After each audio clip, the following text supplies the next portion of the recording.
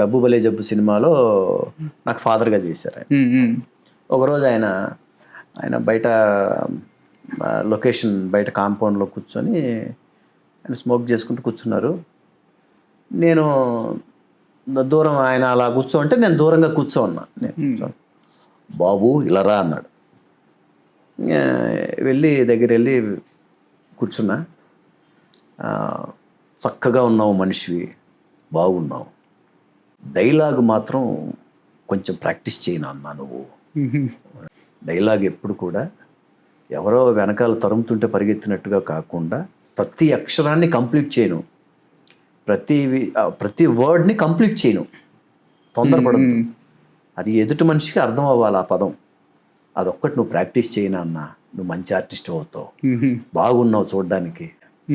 మహానుభావులు పెద్ద ఆయన ఆ మాట అనడం నిజంగా చాలా నాకు అదొక బ్లెస్సింగ్స్. అది తర్వాత అది ఎప్పుడు మైండ్లో ఉండేది నాకు. అంత పెద్ద ఆయన నాకు ఆ మాట పిలిచి చెప్పాడు.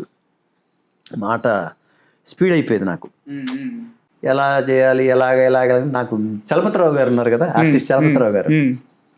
ఆయన ఒకసారి ఒక సినిమా షూటింగ్లోనే, ఆ సినిమాలో ఆయన కూడా ఉన్నారు. సార్ గోపాలరావు గారు ఈ మాట అన్నారన్న గారు ఆయన. నాకు ఇదంటే మంచి మాట, ఆయన డైలాగ్ బ్రహ్మాండంగా చెప్తాడు కదా, మంచి, అందుకే ఆ మాట చెప్పాడు.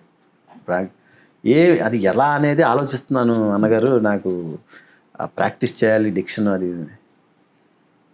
ఏముందా ఓ పని చేయి, అన్నగారివి రామారావు గారివి ఏదైనా ఒక మంచి సినిమావి ప్రాక్టీస్ చేయి, పౌరాణికం మంచి ఆ సాంస్క్రిట్ కష్టమైన పదాలు అన్నీ తీసి అదే స్టైల్లో అదే ట్యూన్లో ప్రాక్టీస్ చేయి, ఓకే ఆటోమేటిక్గా కంట్రోలింగ్ వస్తుంది నీకు అన్నాడు.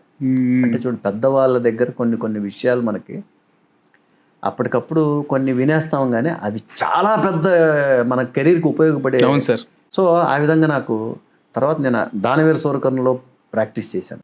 ఓకే రామారావు గారి కొన్ని పద ప్రయోగాలు ఆయన చేసినవి, అందులో మామూలు పదాలు కాదు అవన్నీ.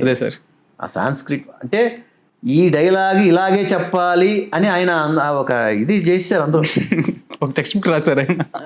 ఆ డిక్షన్లో ఆ స్టైల్లో చెప్తేనే, ఆ ట్యూన్లో చెప్తేనే ఆ డైలాగు కరెక్ట్ అన్నట్టుగా చెప్పారు ఆయన.